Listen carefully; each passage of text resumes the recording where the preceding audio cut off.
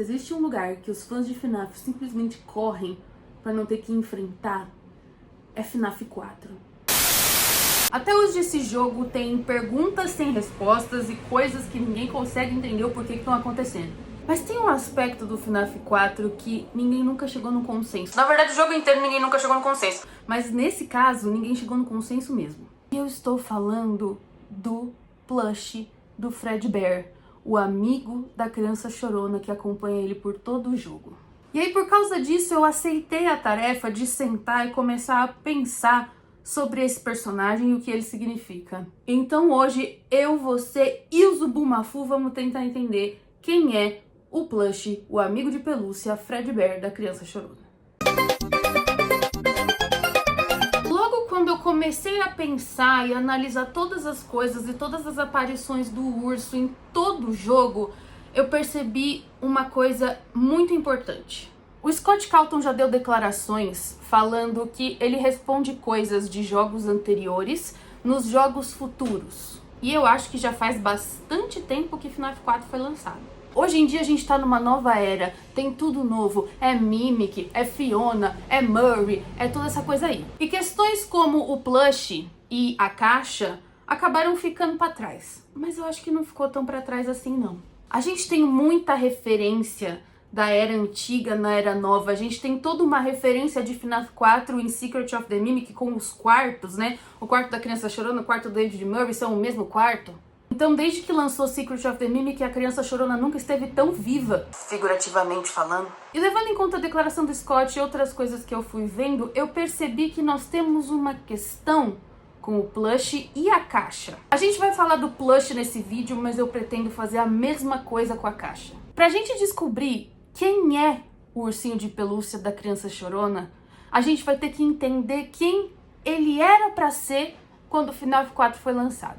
Eu duvido muito que o Scott Cawthon tinha em mente o Mimic, a Fiona e os Murray quando ele lançou o FNAF 4. Então a identidade do plush e o que tem na caixa provavelmente mudou conforme o tempo foi passando. Então, antes da gente falar como a nova era implica nessa história, vamos tentar entender lá atrás qual era a intenção desse urso. O urso está em todos os lugares do FNAF 4, você não pode ir para lugar nenhum sem esse urso estar presente. Se eu não me engano, em todo o minigame só existe uma hora em que ele não aparece, de resto ele tá lá, perambulando, como se fosse uma presença sobrenatural em cima da criança chorona. E naquela época, esse plush apareceu algumas vezes no FNAF World e depois lá no final alternativo do Sister Location. E a resposta mais óbvia, juntando essas evidências, é que o plush era o próprio William Afton. E eu acho importante a gente manter isso como uma regra.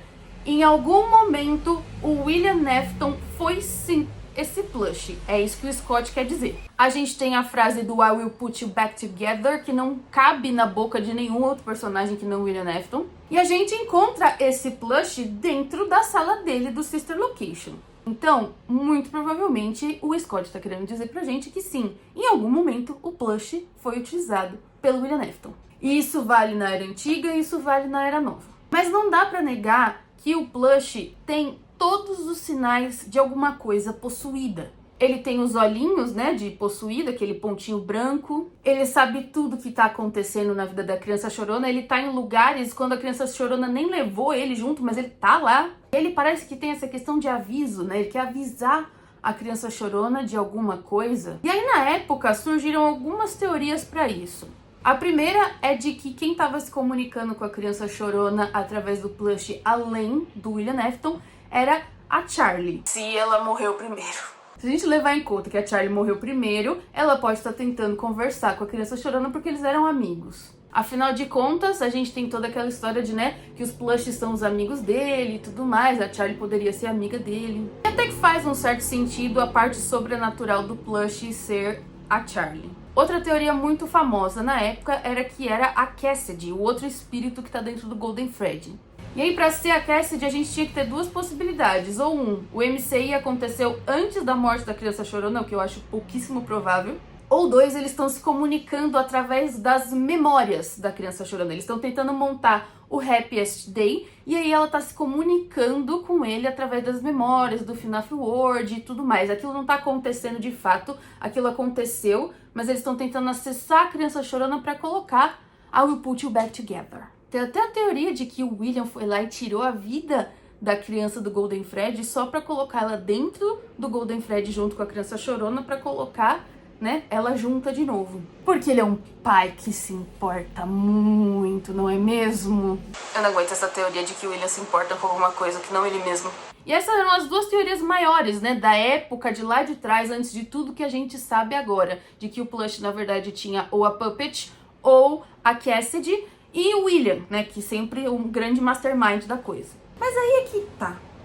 Por que colocar a criança chorona de volta é tão importante? Por que esse plush se importa tanto? I will put you back together.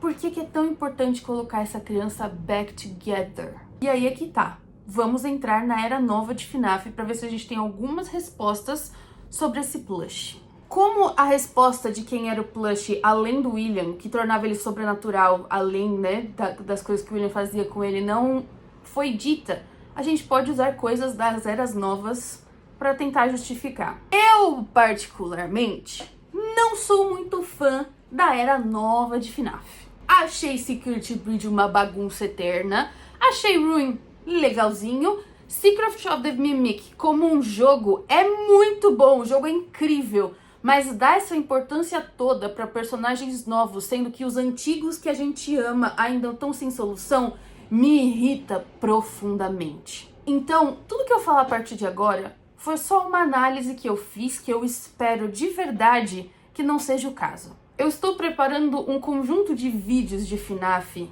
em que tudo o que eu estudei e percebi eu olho e falo, eu não gosto dessa ideia. Mas infelizmente parece que temos evidências. Voltando a falar do ursinho de pelúcia do cacete. O William Afton está sim se comunicando através daquele plush.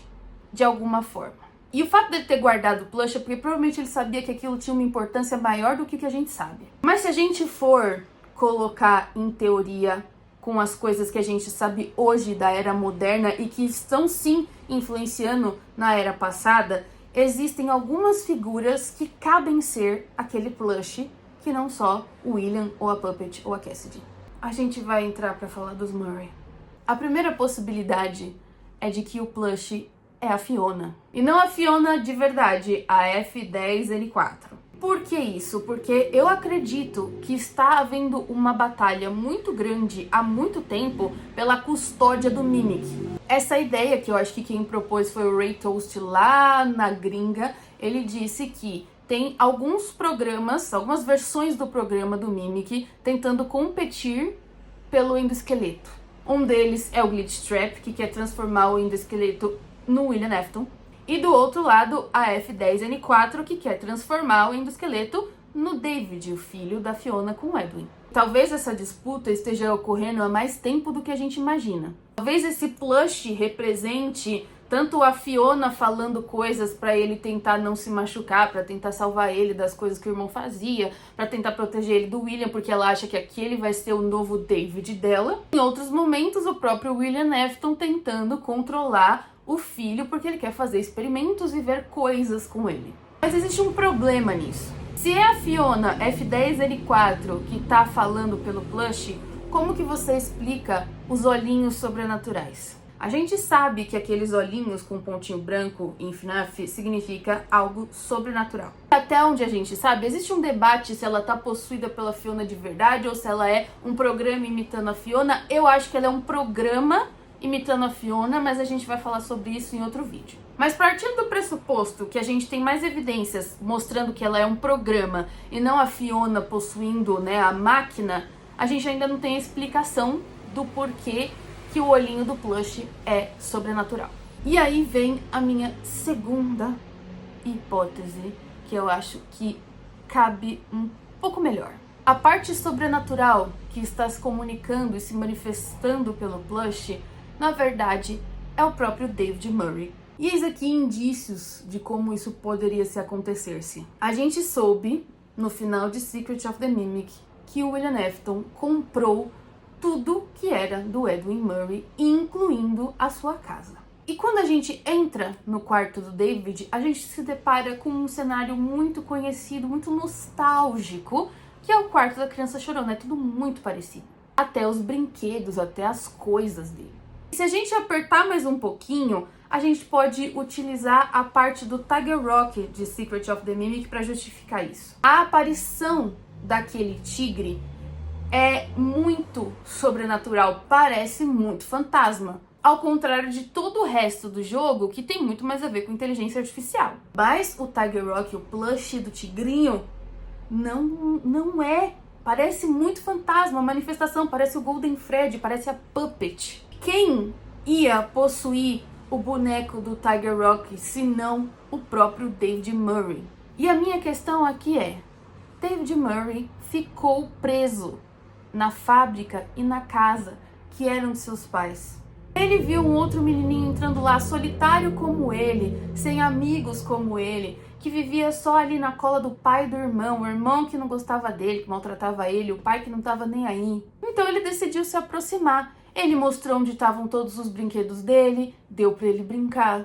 Ele mostrou as roupinhas que ele usava, eles começaram a ficar parecidos e se comportar da mesma forma, porque provavelmente eles têm um background parecido, uma personalidade muito parecida. E como provavelmente tudo que era da MCM foi liquidado, inclusive a fantasia do Tiger Rock, né, que o David provavelmente possuía, ficou ali preso nas coisas dele, do quarto dele, e achou naquele plush do Fredbear uma forma de se comunicar com aquele novo amigo dele. E como ele é um espírito sobrenatural, né, ele é todo esse negócio, ele tem essa questão da onisciência, que ele tá onde a criança estivesse mostrando como aquele plush, aquele urso. Só que ele tá preso na casa e ninguém sabe que ele existe, ninguém entendeu a manifestação dele. Então, provavelmente ele teve que passar a bola pra juntar a criança chorona no final, depois que ela levou a grande mordida de 83, para outras pessoas, tipo a Charlie, a Cassidy e todo mundo. Ou talvez em algum momento as coisas ao qual ele estava apegado, né, a fantasia, os brinquedos foram modificados e levados para outro lugar. A gente até viu o telefone do FNAF 4 no Pizzaplex, lá no Security Bridge. Então, como ele foi transportado para outros lugares, talvez ele não conseguiu mais ajudar. Janister do futuro, só pra lembrar de uma evidência, já que a gente tava falando do telefone, né? Naquele joguinho do Moon, que você vai jogando ali com a corujinha e tal, tem uma parte que a pessoa atende o telefone e tem uma criança chorando do outro lado da linha, que mostra talvez uma conexão de comunicação entre o David Murray e a criança chorona. Então eu acho que é muito interessante a gente pensar nisso como uma possível evidência. A gente não sabe como talvez se deu a possessão do David Murray, né? A gente não sabe como que isso foi acontecendo. Se em algum momento ele foi ver que o pai dele tá vivo, porque a gente não viu o corpo do Edwin, pode ser que ele esteja vivo. Vai que ele tinha outras coisas acontecendo e não conseguiu mais acompanhar a criança chorona no pós-vida, né? Mas a gente tem aquela coisa ali, enquanto a criança chorona tá, né, nos últimos momentos dela, antes do coração dela parar, de alguém conversando com ela, né? Tem alguém conversando com ela. Tem o Michael, obviamente, que aparece primeiro, mas o Plush continua falando com ela. Então, se a gente tiver que usar a era moderna de FNAF para justificar algumas coisas do passado, como o Scott gosta de fazer, eu acredito que essa seja uma boa justificativa. Eu não gosto disso, porque a história anterior tinha que ter explicações muito melhores do que Murrays e Mimics. Mas há uma possibilidade e há espaço para que isso aconteça sim. Falando de uma forma narrativa, eu, como roteirista, acho que existe sim um espaço para isso acontecer.